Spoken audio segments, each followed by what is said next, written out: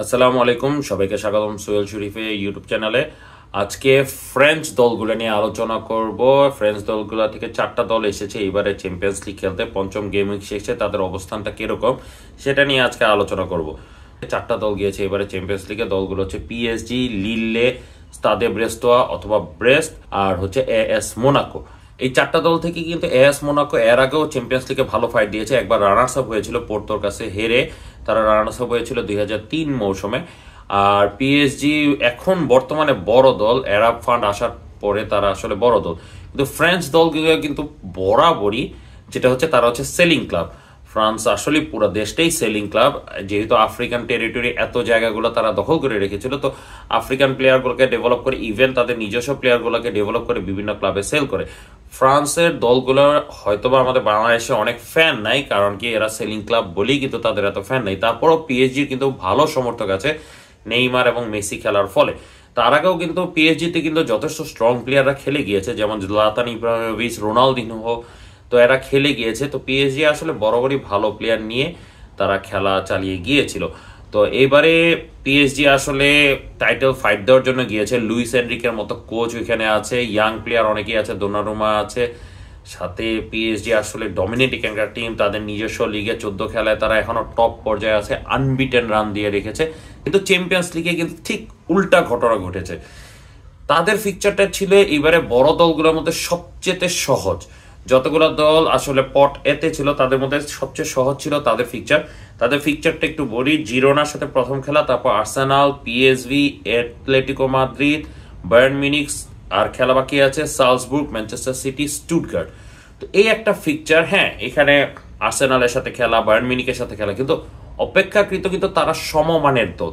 তো এই সমমানের দলের মধ্যে যেহেতু খেলা, যেমন মনে করেন এসি মিলানে খেলা ছিল রিয়াল মাদ্রিদ এবং লিভারপুলের সাথে, তো সেই হিসাব যদি করেন পিএসজি কিন্তু সমানের সমান দল। সেখানে কিন্তু এসি মিলান লিভারপুল থেকে অনেক উইক একটা টিম, যদিও রেজাল্ট আসলে একটু ডিফারেন্ট হয়ে গিয়েছে, কিন্তু তারপরও পিএসজি বলে কথা। সেখানে পিএসজি আসলে বড় ধরনের একটা আপসেট করে ফেলেছে। পিএসজি আসে 25তম পজিশনে, মাত্র একটি ম্যাচ জিততে পেরেছে তারা এখন পর্যন্ত। সেই ম্যাচটা তাও জিরোনার বিরুদ্ধে জিতে। আর্সেনালের কাছে হারে, পিএসভির কাছে ড্র করে, অ্যাটলেটিকো মাদ্রিদের কাছে হারে, বায়ার্ন মিউনিখের কাছেও হারে। তো তাদের 3টা খেলা বাকি রয়েছে, সালজবুর্গ, ম্যানচেস্টার সিটি এবং স্টুটগার্ট। ফ্রান্স বড় দলটা এরকম ধরা খেয়ে গিয়েছে, কিন্তু ফ্রান্সের বাকি 3টা দল কিন্তু চমৎকার খেলতেছে। আপনার এএস মোনাকো, আগেই বলেছে এএস মোনাকো বরাবরই একটা ফাইট দেয় চ্যাম্পিয়ন্স লিগে। তো এএস মোনাকো আছে 8ম পজিশনে। স্তাদে ব্রেস্তো এবারে প্রথমবারে খেলতে এসে তারা আছে 11তম পজিশনে, এবং লিলে আছে 12তম পজিশনে। মানে পিএসজি বাদে বাকি 3টা দলই টপ 12 এর মধ্যে চলে গিয়েছে। তারা মোটামুটি কনফার্ম, আরেকটা ম্যাচ খেলা পরে কিন্তু মোটামুটি কনফার্ম হয়ে যাবে যে নকআউট স্টেজে তারা চলে যেতে পারে। তবে হ্যাঁ, পিএসজিও কিন্তু নকআউট স্টেজে চলে যাওয়ার যথেষ্ট সম্ভাবনা আছে, কারণ কি তার ইজিয়ার ফিকচার। কিন্তু ইজিয়ার ফিকচারের মধ্যে তাদের আসলে কামব্যাক করতে হবে। তো কামব্যাক যদি করে, পিএসজি যদি সেকেন্ড রাউন্ডে চলে যায়, মানে নকআউট স্টেজে চলে যায়, দেখা যাবে তখন পিএসজি টিকে থাকবে, বাকিগুলো উড়ে যাবে। তো এখন 4টা দলের সংক্ষেপে একটু আলোচনা করি। তো ফ্রান্সের থেকে 1 নম্বরে আছে এএস মোনাকো। তো আলোচনায় চলে যায় এএস মোনাকো নিয়ে। তো এএস মোনাকো 36 টিমের র্যাঙ্কিং এর মধ্যে আছে 8ম স্থানে। তো এএস মোনাকো কিন্তু একটা বড় ধরনের সেলিং ক্লাব, এবং আর্সেন ওয়েঙ্গার থেকে শুরু করে সবাই কিন্তু ওইখান থেকে সেল করেই আসতেছে। তারপরে কিন্তু তারা তাদের দলগুলোকে যথেষ্ট পরিমাণ গুছাতে পারে। তাদের সবচেয়ে বড় স্কাউটিং নেটওয়ার্কটা হচ্ছে তাদের কোচ সিলেকশন। এবারও যেমন একজন কোচকে এনেছে, অ্যাডলফ হুটার, এবং চমৎকার খেলাচ্ছে, পজিশন বেস ফুটবল খেলাচ্ছে। প্রথম ম্যাচের মধ্যে 46%, দ্বিতীয় ম্যাচের মধ্যে 56%, তৃতীয় ম্যাচে 76%, চতুর্থ ম্যাচে 46%, এবং পঞ্চম ম্যাচে তারা 52% পজিশন, এরকম পজিশন করে ধরে রাখতেছে। শুধু তাই না, রেড স্টার বেলগ্রাদের বিরুদ্ধে তারা 27টা শট করে। যদিও তাদের গোল সংখ্যা আসলে তুলনামূলক কম, 5 ম্যাচে 12টা গোল দেয়। শুধু তাই না, 10 জন গোল স্কোরার তাদের গোলস করে এই মৌসুমে। এর মধ্যে থেকে 2 জন খেলোয়াড় একমাত্র মানে 2টা গোল করতে পেরেছে। মিনামিনো এক ম্যাচে, মানে রেড স্টারের বিরুদ্ধেই সে 2টা গোল করে। আর ইলেনে খেনা সম্ভবত একজন রাইট উইঙ্গার, সে 2 ম্যাচে 2টা গোল করে। এছাড়া 10 জন ডিফারেন্ট গোল স্কোরার এই টুর্নামেন্টে তারা গোল করে। তো 5 ম্যাচ শেষে ফ্রেঞ্চ দলগুলোর মধ্যে তারা টপে আছে, 8ম স্থান। আগেও বলেছি, নিজেদের লিগেও তারা আছে 2nd পজিশনে। তো যথেষ্ট ভালো মৌসুম যাচ্ছে এএস মোনাকোর জন্য। তো 5টা খেলা, কোন কোন খেলা তারা খেলেছে সেটা আগে বলি। প্রথম খেলাতেই বার্সেলোনাকে তারা 2-1 গোলে নিজেদের মাঠে হারায় দেয়। তো আপনি শকিং বলতে পারবেন না, কারণ কি বার্সেলোনার বিরুদ্ধে তারা 56% পজিশন ধরে রেখেছিল, 18টা শট করেছিল, 2টি গোল করতে পেরেছে। তো এস মোনাকো দ্বিতীয় ম্যাচে হোঁচট খেয়ে যায় ডিনামো জিগ্রেবের কাছে, 2-2 গোলে অ্যাওয়েতে ড্র করে। তৃতীয় ম্যাচ রেস্টা বেলগ্রাদকে 5-1 গোলে উড়িয়ে দেয়। তারপর বোলোনিয়াতে গিয়ে 1-0 গোলে জিতে এবং গত খেলায় হেরে যায় বেনফিকার কাছে 3-2 গোলে। তো আমার কাছে কেন জানি মনে হচ্ছে এখানেই তাদের আসলে টুর্নামেন্টটা শেষ হয়ে গিয়েছে, কারণ কি তারা যা পয়েন্ট তোলার তারা তুলে নিয়েছে। কারণ কি নেক্সট 3টা ম্যাচ খুবই ভয়ঙ্কর 3টা ম্যাচ। প্রথমটা আর্সেনালের বিরুদ্ধে, দ্বিতীয়টা অ্যাস্টন ভিলা বিরুদ্ধে এবং তৃতীয়টা ইন্টার মিলানের বিরুদ্ধে। আর্সেনাল এবং ইন্টার মিলানের বিরুদ্ধে তাদের হচ্ছে অ্যাওয়ে ম্যাচ, অ্যাস্টন ভিলার সাথে তাদের হোম ম্যাচ। কিন্তু তারপরও মনে করেন এটা আসলে একটা ইউরোপিয়ান ডার্বি টাইপের হয়ে যাবে, কারণ কি আর্সেনালে মানে আমি নিজেও পার্সোনালি একসময় মনে করতাম আর্সেন ওয়েঙ্গারের জন্য নাম হচ্ছে আর্সেনাল। তো সেই আর্সেনাল ওই তখন থেকেই কিন্তু এস মোনাকো এবং আর্সেনালের মধ্যে একটা গভীর সম্পর্ক রয়েছে। তো আর্সেনাল এখন 7th পজিশনে আছে, মোনাকো 8। তো তারা সর্বশেষ খেলা হয়েছিল 2015 সালে, যেখানে নিজেদের মাঠে দুইজনই হেরেছিল। আর্সেনাল মোনাকোর মাঠে এসে 2-0 গোলে জিতে, অপর পাশে মোনাকো এসে আর্সেনালের মাঠে 3-1 গোলে জিতে অ্যাওয়ে গোল রুলসে তারা থ্রু করে ইউরোপা লিগের গ্রুপ স্টেজ থেকে। অ্যাস্টন ভিলা যেহেতু প্রথমবারের মতো খেলতে আসছে, তো অ্যাস্টন ভিলার সাথে তাদের এখনো ফেস হয়নি। অ্যাস্টন ভিলা আছে 9ম স্থানে। তো দুটোটাই টাফ ম্যাচ, কারণ কি সমানে সমান খেলা হবে। তৃতীয় খেলাটা ইন্টার মিলানের বিপক্ষে, যে এখনো চ্যাম্পিয়ন্স লিগে কোনো গোল হজম করতে হয়নি। এবং সর্বশেষ খেলা ইন্টার মিলান মোটামুটি কনফার্ম করে ফেলবে যে তারা টপ 8-এর মধ্যে আছে। তো ইন্টার মিলান রিল্যাক্সলি খেলবে। মোনাকো অপর পাশে দেখা যাবে যে প্রেসারে খেলবে, যে তাদের টপ 8-এ ফিনিশ করতে হবে। তখন দেখা যাবে যে যখন প্রেসারে থাকে ফ্রেঞ্চ দলগুলো অলওয়েজ ডুবে যায়। তো এইগুলো এএস মোনাকো নিয়ে গল্প। তো এখন চলে যায় নেক্সট দল, যেটা এবারের চ্যাম্পিয়ন্স লিগের সবচেয়ে বড় শকিং একটা দল, সেটা হচ্ছে স্তাদে ব্রেস্তোয়া। তো স্তাদে ব্রেস্তোয়া অথবা সংক্ষেপে ব্রেস্ট, তারা নিজেদের লিগে 11তম পজিশনে আছে। এইবারে প্রথমবারের মতো চ্যাম্পিয়ন্স লিগ খেলতে এসেছে। এরিক রয় তাদের কোচ, এবং এরিক রয়ের আন্ডারে তারা এইবারে চ্যাম্পিয়ন্স লিগে খুব চমৎকার কয়েকটা খেলা দেখিয়েছে। যেমন হ্যাঁ, স্টামগ্রাসের বিরুদ্ধে তারা সহজ জয় পেয়েছে 2-1 গোলে। সালজবুর্গের মাঠে গিয়েও তারা 4-0 গোলে জিতে। এইগুলো আসলে শকিং বলবো না, শকিংটা হচ্ছে বায়ার লিভারকুসেনের বিরুদ্ধে তারা 1-1 গোলে ড্র করতে পারে। স্পার্তা প্রাগের বিরুদ্ধেও তারা ম্যাচটা জিতে। গত ম্যাচে বার্সেলোনার কাছে 3-0 গোলে হেরে যায়। ওয়েল, এই বলা যায় যে প্রথম একটা বড় দল ফেস করে বার্সেলোনা তাদের কাছে হেরে যায়। আমার কাছেও মনে হচ্ছে এইবারে তাদের এখানে খেলা শেষ, কারণ কি নেক্সট যে 3টা ম্যাচ সেটা হচ্ছে পিএসভি, শাখতার দোনেস্ক এবং রিয়াল মাদ্রিদ। পিএসভি মানে বরাবরই চ্যাম্পিয়ন্স লিগের একটা ডার্ক হর্স টাইপের একটা দল। সো পিএসভি কিন্তু যেহেতু নেক্সট রাউন্ডে যাওয়ার জন্য মরিয়া হয়ে আছে, 18তম পজিশনে আছে 8 পয়েন্ট নিয়ে। সো স্তাদে ব্রেস্তোয়াকে তারা চেষ্টা করবে নিজেদের মাঠে অন্তত হারাতে।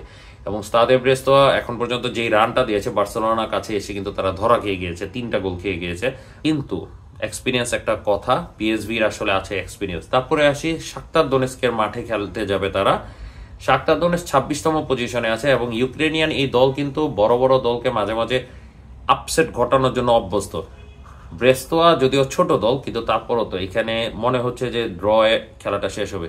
শেষ খেলাটা থাকবে রিয়াল মাদ্রিদের বিপক্ষে, যে মরিয়াও হয়ে খেলবে। আমার কাছে মনে হচ্ছে সহজ জয় পাবে রিয়াল মাদ্রিদ। তো 2টা ফ্রেঞ্চ ক্লাব গেল, 3 নম্বরে চলে যায়, সেটা হচ্ছে লিল্লে। ওয়েল, ফ্রেঞ্চ লিগ থেকে আমার 2টা ক্লাব খুব ভালো লাগে। এএস মোনাকো অবশ্যই ভালো লাগে, এবং লিল্লেকে ভালো লাগে। নট অনলি হ্যাজার্ড, আমি নিজে পার্সোনালি ফুটবল ম্যানেজার যখন খেলতাম তখন ওদের ক্লাব থেকে প্লেয়ারগুলো সিলেক্ট করতাম। দেখা যেত যে ফুটবল ম্যানেজার, এখন যেমন ফুটবল ম্যানেজারের ডিটেলসগুলো দেওয়া থাকে, কোনটা কোনটা কি কি খুঁজে পাওয়া যায়, বা ইউটিউবের সাহায্যে আমরা খুঁজতে পারি, স্কাউটিং করতে পারি। তো আমি যখন খেলতাম 2007-8-এর দিকে, তখন দেখা যেত যে এই স্কাউটিং সিস্টেমটা এতটা বুঝতাম না, নিজেরাই ইকুয়েশন বের করতাম। তো লিল্লেতে গিয়ে আমি প্লেয়ারদেরকে দেখতাম, কার ওয়ার্ক রেট, কার অ্যাকুরেসি, কার স্ট্যামিনা, এগুলো দেখে দেখতাম যে ওদের সকল প্লেয়ারদের ওয়ার্ক রেট চমৎকার ছিল।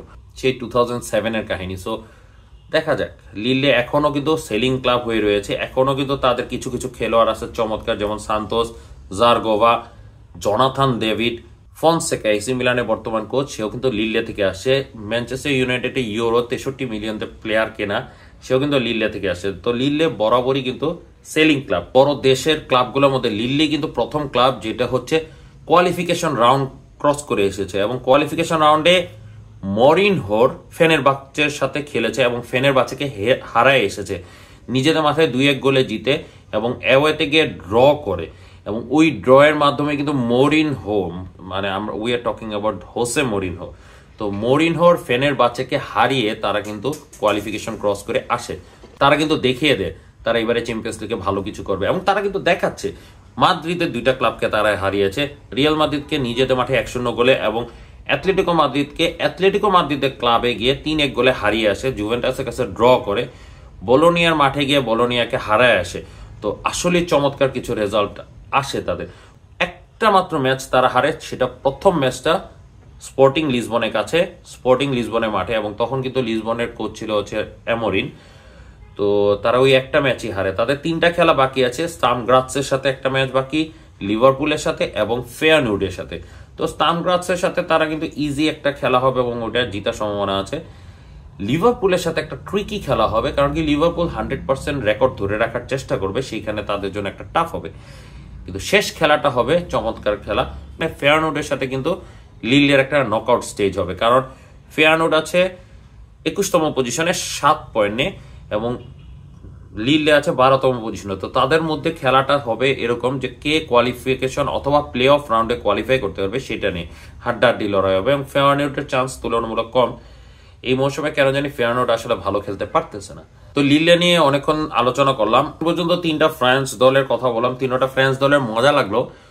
3টা ফ্রান্স দলই কিন্তু 5টা খেলা খেলেছে, 3টা ম্যাচ জিতেছে, একটা ড্র করেছে, একটা পরাজয় হয়েছে। একটা সুন্দর একটা ইকুয়েশন। পিএসজি ঠিক উল্টা, তারা একটা ম্যাচ জিতেছে, একটা ম্যাচ ড্র করেছে এবং 3টা ম্যাচ হেরেছে।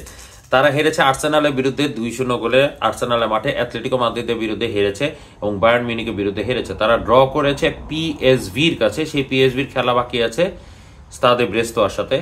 আর জিরোনার কাছে নিজেদের মাঠে হারে, শুধু তাই না 90 মিনিট পর্যন্ত জিরোনা 0-0 গোলে ড্র থাকে। তারপর নিজেদের গোলকিপার গাজানিগার ওন গোলে জিরোনা পিছিয়ে পড়ে, সেই একটা ম্যাচই জিতে। তো তাদের খেলা বাকি আছে 3টা, সালজবুর্গ, ম্যানচেস্টার সিটি এবং স্টুটগার্ট।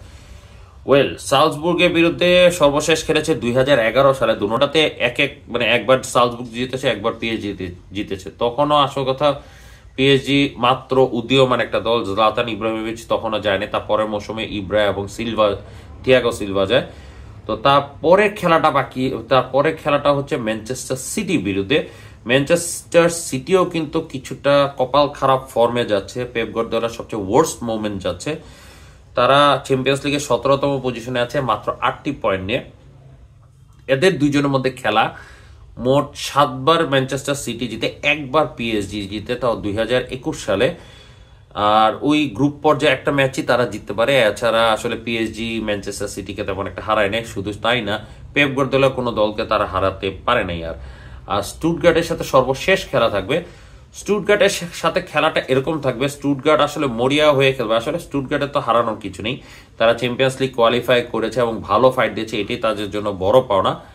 রেড স্টার বেলগ্রাদের কাছে যেরকম ভাবে 76% পজিশন ধরে রেখেও 5-1 গোলে হেরেছে, তাই স্টুটগার্ট জাস্ট মনে হবে পিএসজির সাথে খেলাটা হবে জাস্ট একটা ফর্মালিটি। আমার কাছে কেন জানি মনে হচ্ছে পিএসজি অন্তত সালজবুর্গকে হারাবে এবং ম্যানচেস্টার সিটির কাছে হয়তোবা ড্র হতে পারে। এবং স্টুটগার্টের বিরুদ্ধে একটা জয় পাওয়ার সম্ভাবনা আছে এবং যদি জিতে তাহলে কিন্তু পিএসজি মোটামুটি নেক্সট রাউন্ডে চলে যাওয়ার একটা সম্ভাবনা আছে। এবং নেক্সট রাউন্ডে যদি তারা যেতে পারে, এনরিকে মানে আমার কাছে প্রায় সময় মনে হয় ওভার রেটেড একটা কোচ, কিন্তু একটা ইয়াং টিম পিএসজি, এই ইয়াং টিমটাকে যদি নার্চার করে, তারা যদি এখন নেক্সট রাউন্ডে যেতে পারে, আমার কাছে মনে হচ্ছে যে তারা একটা ভালো কিছু করে দেখাতে পারবে। তবে ফ্রেঞ্চ 4টা দলের মধ্যে আমি লিলকে নিয়ে বেশি আশাবাদী। এএস মোনাকো ভালো করে সবসময়, কিন্তু এএস মোনাকো আসলে যতটুকু খেলা দেখানো সেটা শেষ। আর স্তাদে ব্রেস্তোয়ার চমক এখন পর্যন্ত ছিল, বার্সেলোনা অলরেডি তাদেরকে দমন করে ফেলেছে, তো স্তাদে ব্রেস্তো আস্তে আস্তে পিছিয়ে যাবে। তো লিলকে নিয়ে আমি আশাবাদী এবং লিলে দেখা যাক কি করতে পারে। তো আজকে ফ্রেঞ্চ দল নিয়ে আলোচনাটা করলাম, আশা করি আপনাদের ভালো লাগবে। যদি ভালো লাগে অবশ্যই লাইক দিবেন, আর যদি আমার চ্যানেলে নতুন হয়ে থাকেন তাহলে অবশ্যই সাবস্ক্রাইব করবেন। এখানেই রাখলাম, আসসালামু আলাইকুম।